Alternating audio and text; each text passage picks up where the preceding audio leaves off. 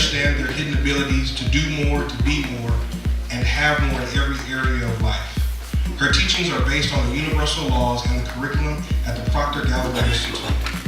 For the past 8 years, Zelenka Herts Gibson has focused her entire agenda around helping people get what they want in life while focusing on gratitude, consciousness, and a combination of both nutritional and spiritual awareness. Ms. Gibson knows how to help you because she too came from a life of negative thinking and limitation. In 2010, she began to study consciousness, personal growth, meditation, nutritional science, mindset, and neurological brain retraining which planted the seed of hope in Zelenka's mind. Zelenka graduated from the University of Arkansas at Little Rock in 1999, studied in Costa Rica, and became a certified conscious uncoupling coach in the year of 2018. She is the divorced single mother of 5 girls, all under the age of 14, and continues to study consciousness, awareness, and paradigms. Zelenka Herts Gibson travels, teaching people how to believe in and act upon the greatness of their own minds and their intuitive inner knowing. Without further ado, Shorter College, put your hands together for Mrs. Zelenka Herts Gibson.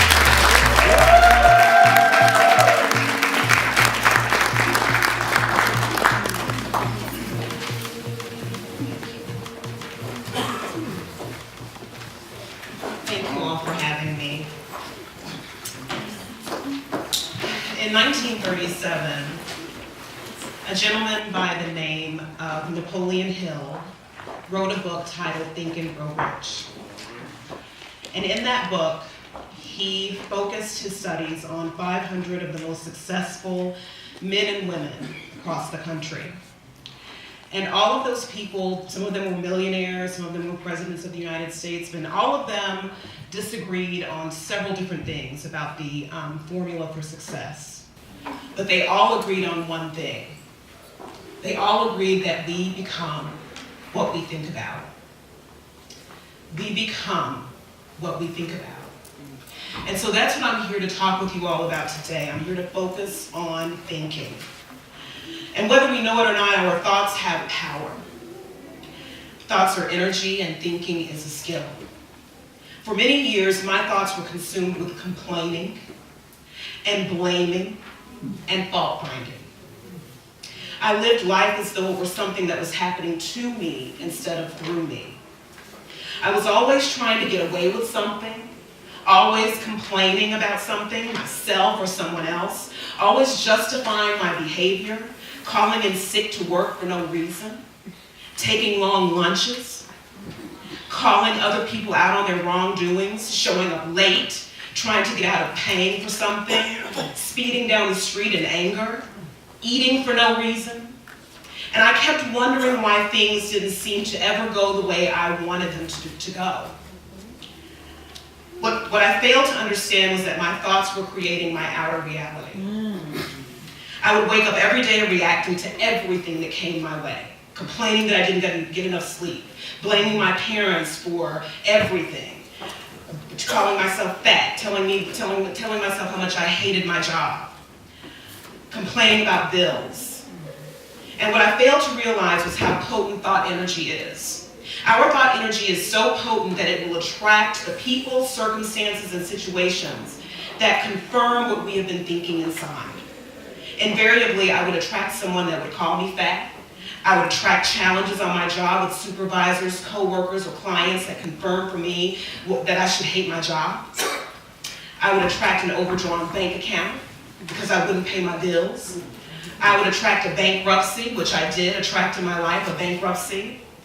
And on February 6th of 2008, the day of my 31st birthday, I attracted a federal indictment. And because of that federal indictment, I was fired from my job. I committed a crime on my job. I was a federal employee. That job that I hated so much was gone because I committed a crime on my job. So instead of me receiving a paycheck, and instead of me getting my federal health insurance, I was down at DHS applying for food stamps. I was down there applying for Medicaid, and I was at the WIC office, okay? So I was so consumed with thoughts of disgust about myself and my job that I wound up attracting the people, places, and circumstances, and situations and events into my life that led me to lose that job. And the problem was, well, the truth was, the problem wasn't my job. It wasn't my weight. It wasn't my parents. It wasn't that I didn't have enough of this or that. My problem was my own ignorance, my own thinking, my thinking. And my thoughts were moving right into form through me, just as they do in each and every one of us. In January 2010, I entered a federal prison camp in Bryan, Texas, and served a little over 6 months of a mandated 1 year and a day sentence. Now think about this. I was a child of parents who both held PhDs. I grew up in one of the wealthiest neighborhoods in the city of Little Rock. I graduated college right after high school. I studied abroad. I bought my first home at the age of 26, and it was a house that cost a little over $165,000. My brother had his PhD. My sister was a media director at one of the largest churches in the state of Arkansas. And here I was sitting outside in a blue plastic chair in Bryan, Texas, with receiving food stamps, WIC and Medicaid, and all the rest, in the cold winter air, waiting for a federal officer to come out and take me in for processing. I was totally numb as they asked me for my name, took my clothing along with my other possessions, and told me to sit in a plexiglass room wearing a thin, wrinkled, khaki V-neck short sleeve shirt, elastic waist pants, and blue moccasins. It wasn't until they took me back to Brazos 1, which was my assigned unit, and I laid on my bunk that it truly hit me that I was in a federal prison camp. I was totally numb. And yet I still wasn't truly thinking. I didn't blame anyone for what had happened to me. I knew that this happened because of me, so I didn't blame anyone, but I still was not thinking about the gravity of what was going on in my life. And it wasn't until a few days later that I made the decision that I was going to use this sentence as an opportunity to find out how I got to where I was. I went on a personal hunt to learn more about myself, to learn more about Zelenka, the essence of who I was inside and how I came to think the way that I thought. I read every book about personal growth, psychology, and self-help that was available to me while I was locked up. I read books about money management, biographies about famous and successful people, and it took me a little over 8 years of coursework, research, study, and immersion experiences to really get to know myself and peel away all of the paradigms that controlled my thinking, and I'm still uncovering things. And let me tell you this, when you begin to know yourself, when you begin to get to know who you are,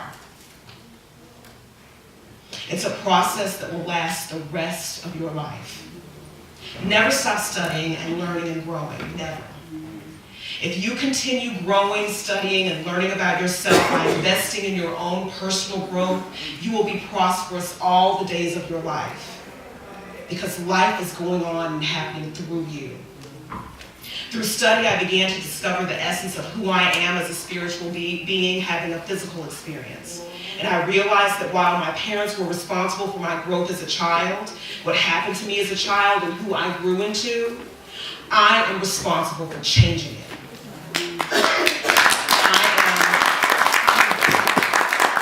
I am 100% responsible for who I choose to become. I'm 100% responsible for finding a different way. I'm 100% responsible for my own personal growth and development.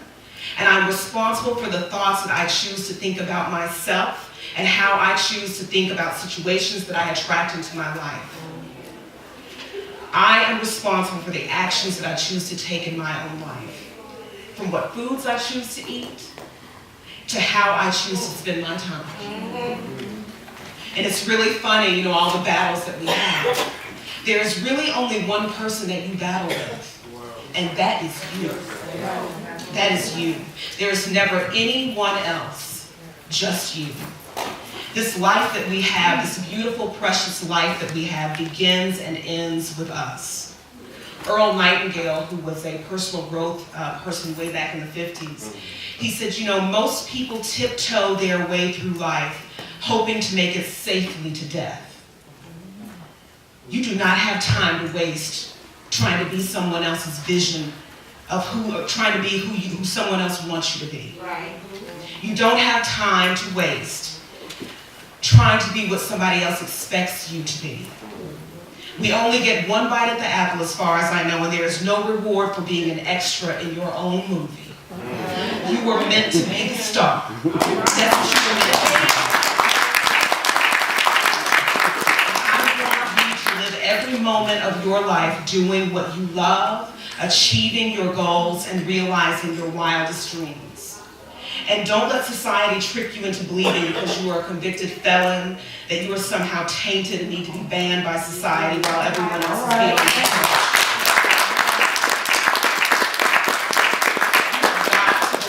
it. You have got to believe in you. You have got to fall in love with every aspect of yourself, including the felony conviction. There is no difference between being a convicted felon and someone else. The only difference is if you make a difference in your own thinking. You may think, she doesn't know what she's talking about. Folks out there, they make a difference. But let me tell you something. You don't have any control over the people out there. The only person, the only thoughts, and the only actions that you have control over is yourself. Just like I attracted all the people calling me fat and the bankruptcy and the loss of the job and from all my wayward thinking, I can also attract the plots and plans and people and circumstances that see the beauty in me, that see my effectiveness and are in alignment with my desire to help people get what they want in life. Because my thoughts and I acknowledge 100% that I committed a crime, and I had to forgive myself. I then went to the people whose lives I impacted by my behavior and asked for their forgiveness. But what you must realize is the request for forgiveness was not for them. It is an action taken for the self, for me, to untether me from the energy of the past so that I am open to whatever the universe has in store for me. Ready and willing in honesty and in truth. And that is what you are going to have to do without concerning yourself with what anyone else thinks. I want you to know that the same power flows to and through all of us. And if we get the image of what we want in our minds and become emotionally involved in the idea of what we want and step out and act on it, it will move into form. You have got to believe in yourself. Belief is the key, and your thoughts must be of greater expression and expansion. Amen. Don't let the felony conviction stop you from seeing the greatness that exists within you.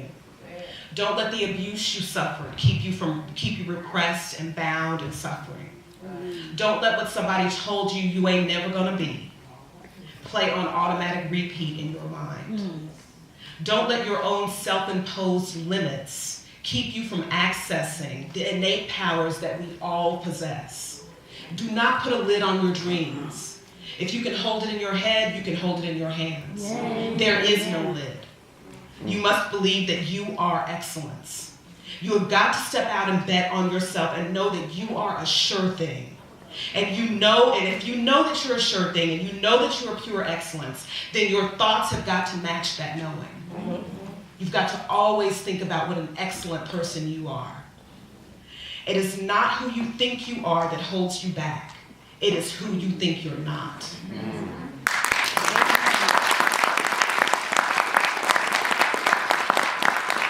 You've got to change your perception of yourself. You've got to change the way you think about yourself. Wayne Dyer, who is a speaker and author, said that if you change the way you look at something, what you look at changes. If you begin to change the way you look at yourself, you will begin to change. If you act like the person you want to become, eventually you will become that person. See who you believe yourself to be. See it in detail in your thoughts. Become emotionally involved. Use your will to hold that vision on the screen of your mind and don't let anything going on outside of you get you off track. I promise you will see it move into form. See what you want, go after it, and give no thought to what you don't want. Don't even think about that. I want to call Miss Lockhart up to the stage, Dr. Lockhart, just for a brief moment. Does everybody know who she is? And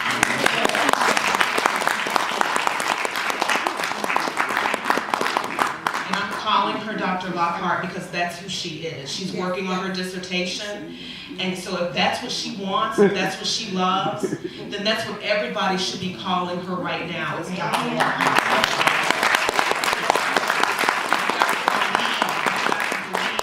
Ourselves, and we have to believe in others. And just because our present reality doesn't reflect what it is that we want, if we get it in our thoughts, reality will catch up.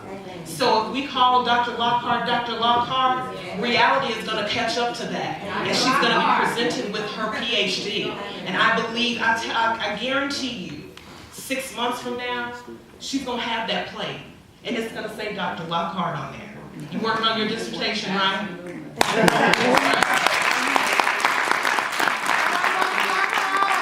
Dr. Lockhart.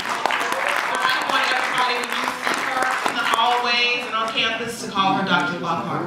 And it will move into form. I believe that. I believe that. I want to say thank you so much to the fabulous Shorter College for inviting me here. It has been an extreme honor. And I'm so glad that you all would allow me to share my story with you. Thank you so much.